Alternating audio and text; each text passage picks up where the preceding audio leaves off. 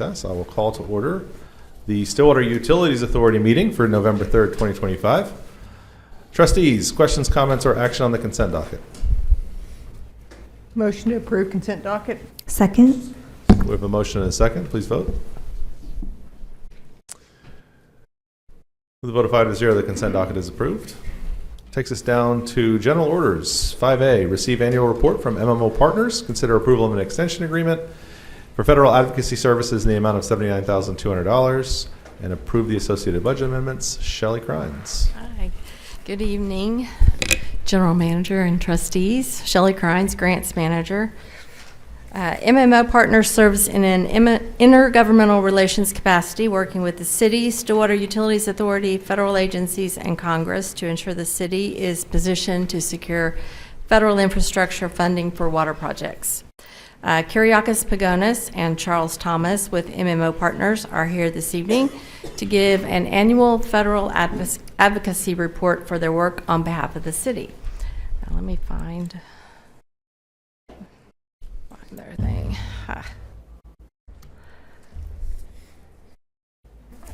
There we go. Do I just gotta go back? Okay. Mayor, trustees, thank you for the opportunity for us to be here tonight, and also on behalf of MMO Partners, thank you for the opportunity to represent your interests in Washington. I'm going to go through this PowerPoint. I know there's a number of things happening in DC. Actually, it's sort of things are happening, but not. So let's start by just giving you sort of an overview of sort of what's transpired this year in terms of legislation, other issues that we've been tracking on your behalf. The first one is the Reconciliation Bill, also known as One Big Beautiful Bill Act. Signed into law by President Trump on July 4th, really an extension of the 2017 tax cuts. The reason I flag this is it is probably the largest piece of legislation that has been enacted this year. There was a discussion early on about using the tax exemption status for municipal bonds to pay for some of the bill. The mayor was in DC back in March, and we did meet with the entire delegation to talk about the importance of retaining the exemption. Obviously, here in Oklahoma, it is a big deal. Everywhere it's a big deal, but here too, because of the predominance of your sales tax. And so the delegation certainly, I think, was supportive of keeping it. It was not included in the bill, so that's a major win. There are other things in the bill that we're not going to go into. It's not necessarily a utility thing, but obviously, there are things like low-income housing tax credits, the opportunity zones, their pay-fors using Medicaid and SNAP benefits. So a lot of those things we're talking about today. And so that's why I flagged this piece of legislation for a number of reasons, but just for some context. The FY26 budget, we're still, it should have been sort of signed into law by the end of September, which is the end of the fiscal year. We're still in that process, given the shutdown. So there is a CR that was passed by the House to extend current funding to November 21st. That has not been adopted by the Senate, so we are in a shutdown. There has been some discussion recently about that November 21st deadline. Obviously, we're now November 3rd, so that 21st deadline is going to have to get changed, and I think that's probably where we'll see some new activity, especially on the House side. They're going to have to come back and pass a new bill. So that's probably in the works in the next week or two to sort of figure that out. But they will have to come back and change that. The FEMA Act, this is something that we've been tracking closely in the House. It passed the T&I committee with pretty broad bipartisan support. I think it was 57-3. It does do a couple things that are because of the city's work with FEMA over the past year, actually longer than that. It does take FEMA out of Homeland Security. It proposes to take it out of Homeland Security. It also creates a new mitigation formula program. As you all may recall, we've been working with FEMA to do a competitive grant.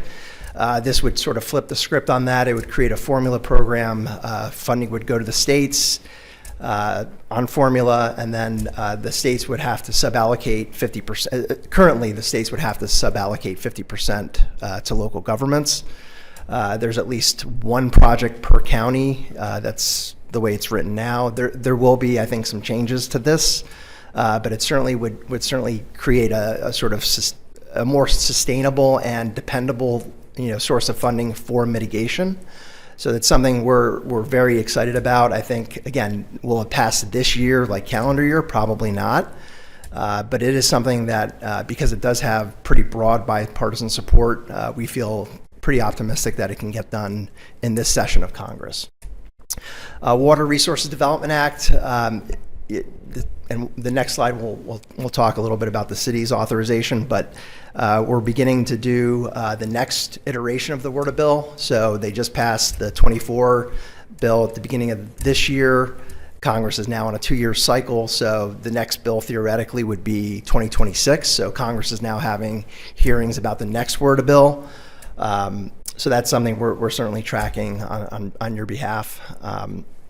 So that sort of gives you a little bit of flavor of kind of the pieces of legislation we're looking at. There's obviously a lot more going on, but those things, especially the budget, are important to the city. The WRDA bill, I have on this next slide, was signed into law by the president on January 4th. There's a $30 million authorization for the city that was included by the delegation. So on both sides, Senate and House, was included in both bills. So the authorization, I think we talked about this last year, allows the city to seek future appropriations and work with the Corps of Engineers to build water, wastewater infrastructure, and water supply infrastructure. That's currently the authorization, the way it's written. We're going to be working with, and Chuck will talk about this a little bit in the next slide, but working with the city to sort of build a pipeline of projects that would go against that authorization. So that's something we're going to be doing, assuming you all approve of our work. We'll be doing that in the next year. I want to say on the WRDA authorization, this is certainly a team effort. So the mayor coming back to DC, meeting with EPW staff, Environment and Public Works staff, talking about the importance, obviously the delegation, supporting it, but really the city staff and with the city manager's office, we couldn't have done that without all of those pieces. So I just want to make sure that it's not an MMO partners thing, it's a City of Stillwater victory. So that will be there, that authorization will be there in theory until Congress deauthorizes it. And they don't really like to do that since they just authorized it. So there's a lot of these authorizations that are on the books for a long time. It's really up to the city to pursue the funding and work with the Corps of Engineers to get the funding against that authority. So that's something we'll be working with city staff to do. FY appropriations, there's $1 million in the House Interior Appropriations Bill for the drinking water system. It was included by Representative Lucas. Senator Mullen also supported it on the Senate side. Again, this bill is sort of tied up with the rest of the appropriations process, so to be determined how this plays out. Last year, Congress couldn't pass bills individually. They passed a continuing resolution for the entire year, which stripped all of the earmarks. That's certainly a possibility again this year.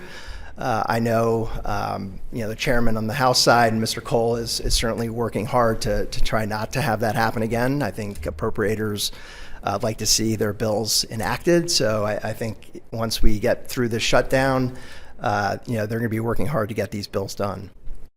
I'll go to the next slide, and Chuck, if you want to come on up and talk about what we're going to be doing on your behalf for this year.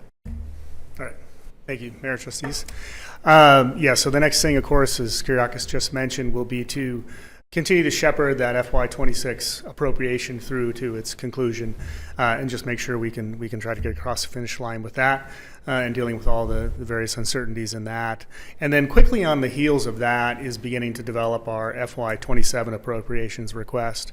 So ideally, those are going to be getting put into place in around the March timeframe. So given all the holidays and everything that are happening in between, it does shorten the amount of days that we have to work on that. So it'll really be important to kind of hit the ground running and start developing all those appropriations requests, and particularly with relationships to the WRDA authorization that Stillwater currently has in place. That's a great place to really start focusing on getting those projects defined and figuring out where we want to prioritize requesting that appropriation under that authority. We also want to continue our congressional and federal agency outreach. I think there's a synergistic benefit to really establishing an ongoing presence, not only with the congressional delegation, but with the federal agency staff, both locally at the various field offices, but at headquarters as well. The more that they can associate, Stillwater as individuals and faces and whatnot, it really helps lend kind of a familiarity to the process. And I think just supports moving these projects through the system on that. So I think that's a really important step to take, and it just takes time, to get that, to kind of move that through. It takes multiple years, and we'll get that. And again, both focusing on the projects that can go under the WRDA authorization. And then finally, working with the city to identify and secure additional federal grant opportunities.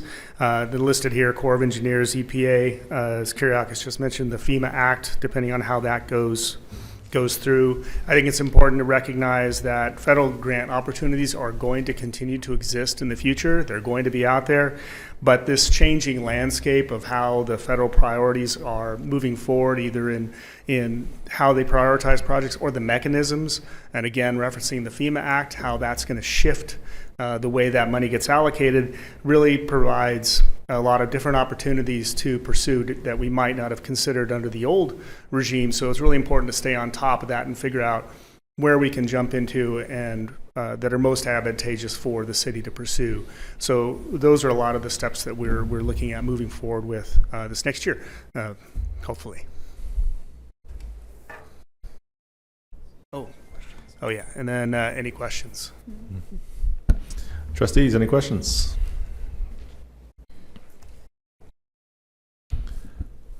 One of the things we've talked about a little bit, we had the issue, and we've all talked about this a lot, but we had the FEMA BRIC grant program that we were pursuing. You guys were helping us with for 2 years to try to get that grant submitted, and of course it got pulled out from under us right when we were ready to submit it. That money is still sitting somewhere, all of the BRIC money, I think. Thanks, Mayor. Yes, there's FEMA publishes a monthly report on their fund balance, and there's about $4.8 billion in the BRIC account as of today. That is just sitting there. Yeah. So one of the things we've talked about a little bit is that we as a city and in our advocacy efforts, having that conversation with our delegation about that money that was earmarked to use for building resilience and infrastructure, we could use a little resilience in our infrastructure, and there's still a need here. So whether that goes through the new FEMA Act or something, that's all, of course, we talk about this a lot. This is all our federal tax money that all of us in this room pay in income tax that goes to the federal government, that we are working really hard to say, hey, give us some of that back so that we can make sure our water pipeline is resilient and that our water system is resilient. And so those conversations are continuing, even though the program itself is gone. We really appreciate the work that MMO has done to help us try to identify additional avenues and different ways to come at these problems to try to figure out ways to bring this money back to Stillwater. The WRDA authorization is a big deal. We've talked about this a little bit before, but we do need to find ways to get that money actually on the ground here in Stillwater, which again is really helpful to have guidance in navigating the just absolute zoo that Washington D.C. is right now, and we really appreciate your assistance in that to this point. So, thoughts, questions, comments? Well, we appreciate your work. Appreciate you all being here today, getting down here and giving us a report and letting us know how it's going. Mayor, thank you. Trustees, thank you. I was going to say, I should have started with this by saying thank you for being open for business. It's nice to. Did we have the option to shut down? I don't think we even have the option, do we? They don't let us do that. Yeah. Thank you. Thanks you. for all you do for us.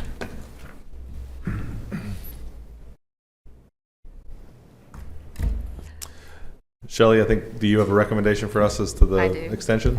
Approve the extension agreement number 3 with MMO Partners for federal advocacy services in the amount of $79,200. Approve associated budget amendment and authorize the general manager to sign the related documents. Trustees? General Manager, I would recommend that we amend that motion to leave off the authorization for the general manager because that wasn't on the agenda. All right. So I move to approve the staff recommendation as amended. Second. we have a motion and a second to approve the extension agreement and the associated budget amendment. Please vote. That's approved with a vote of 5-0. Thanks so much. Thanks, Shelley. All right, that takes us to the end of this agenda. Any reports from the officers of the board? Is there a motion to adjourn the SUA? Motion to adjourn. Second. We have a motion and a second to adjourn SUA. Please vote.